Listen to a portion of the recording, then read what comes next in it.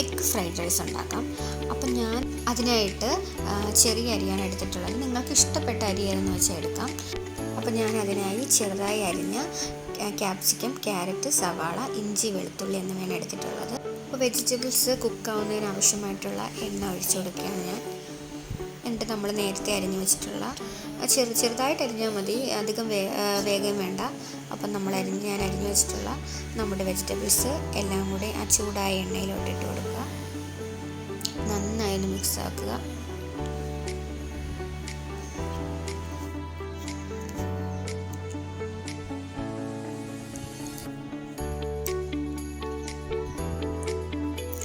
കുറച്ച് വെജിറ്റബിൾസ് ഒന്ന് കുക്കായി വരുമ്പോഴത്തേക്കും നമുക്ക് ആവശ്യത്തിന് സോൾട്ട് ചേർക്കുക.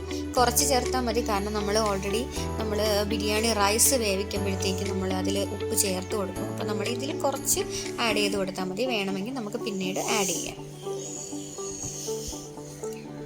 അപ്പോൾ നമ്മൾ ഈ വെജിറ്റബിൾസ് കുക്ക് ചെയ്യുന്നതിനോടൊപ്പം തന്നെ നമ്മൾ അരിയും കൂടെ വേവിക്കാം. അപ്പോൾ അതിനായിട്ട് ഞാൻ കുറച്ച് നെയ്യ് ചേർത്ത് കൊടുത്തു. അപ്പോൾ ഞാൻ കുറച്ച് അധികം നെയ്യ് ചേർത്തിട്ടുണ്ട്, കാരണം വേറെ ഒന്നിലും നെയ്യ് ചേർക്കുന്നില്ല. വെജിറ്റബിൾസ് വഴറ്റുന്നതിനോടൊപ്പം ഒന്നും നെയ്യ് ചേർക്കുന്നില്ല. അപ്പോൾ അതിൻ്റെ കൂടെ തന്നെ ഞാൻ കുറച്ച് സൺഫ്ലവർ ഓയിൽ ഇട്ട് കൊടുത്തു. അപ്പോൾ നല്ല ടേസ്റ്റ് ആയിരിക്കും സൺഫ്ലവർ ഓയിൽ ഇട്ടാൽ.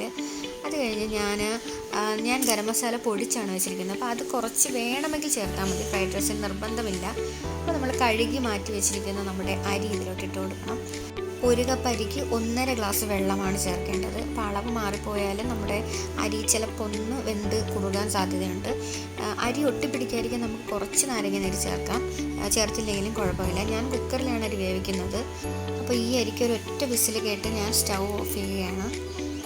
ഇനി ഇതിലിരുന്ന് തന്നെ അത് കുക്കായിക്കോളും. പിന്നെ ബാക്കി നമ്മൾ വെജിറ്റബിൾസിനോട് മിക്സ് ചെയ്യുമ്പോഴത്തേക്കും കുറച്ചും കൂടി അത് കുക്കാവുന്നതാണ്. അപ്പം ഞാനൊരു 2 എഗ്ഗാണ് ഇതിന് ആവശ്യമായിട്ട് എടുത്തിട്ടുള്ളത്. അപ്പോൾ ഈ ഫ്രൈഡ് റൈസ് 2 പേർക്ക് നന്നായിട്ട് കഴിക്കാൻ പറ്റും, നല്ല ടേസ്റ്റാണ്. എല്ലാവരും ഒന്ന് ഉണ്ടാക്കി നോക്കണം. അപ്പം ഞാൻ വെജിറ്റബിൾസിൻ്റെ കൂടെ തന്നെയാണ് എഗ്ഗ് സ്ക്രാമ്പിൾ ചെയ്തെടുക്കുന്നത്. എനിക്ക് കൂടുതൽ ടേസ്റ്റി ആയിട്ട് തോന്നിയിട്ടുള്ളത് അങ്ങനെയാണ്. അപ്പോൾ അല്ലാതെ നമ്മൾ എഗ്ഗ് ആദ്യമേ ചിക്കി എടുത്തിട്ട് പിന്നെ വെജിറ്റബിൾസിനോട് മിക്സ് ചെയ്താലും മതി, പക്ഷേ എനിക്ക് കൂടുതൽ രുചി ഇതാണ് തോന്നിയത്. അത് കഴിഞ്ഞിട്ട് നമ്മൾ ഗ്രീൻ ചില്ലി സോസാണ് ചേർക്കുന്നത്. ഗ്രീൻ ചില്ലി സോസ് ഇല്ലെങ്കിൽ നമ്മുടെ റെഡ് ചില്ലി സോസും ചേർക്കാം.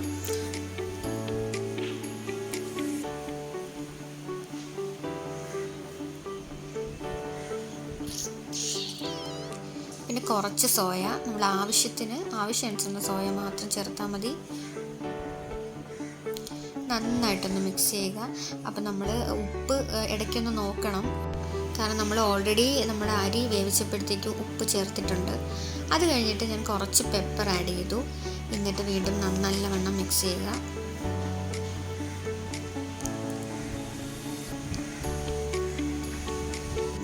അപ്പോൾ ഞാൻ അത് കഴിഞ്ഞിട്ട് കുക്ക് ചെയ്ത് വെച്ചിരുന്ന നമ്മുടെ ചോറും കൂടി അതിലോട്ട് ആഡ് ചെയ്ത് കൊടുത്തു.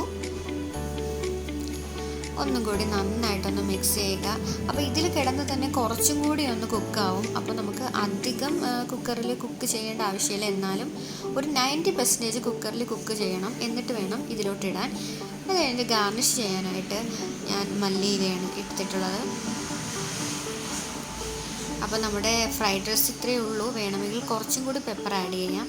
അപ്പോൾ ഇന്നത്തെ ലഞ്ച് ബോക്സിൽ ഇതാണ് ചേട്ടന് കൊടുത്തു വിട്ടത്. നമ്മുടെ ടേസ്റ്റി ഈസി ആയിട്ടുള്ള ഫ്രൈഡ് റൈസും പിന്നെ സാലഡും ആയിരുന്നു. എല്ലാവരും ഒന്ന് ട്രൈ ചെയ്ത് നോക്കണേ.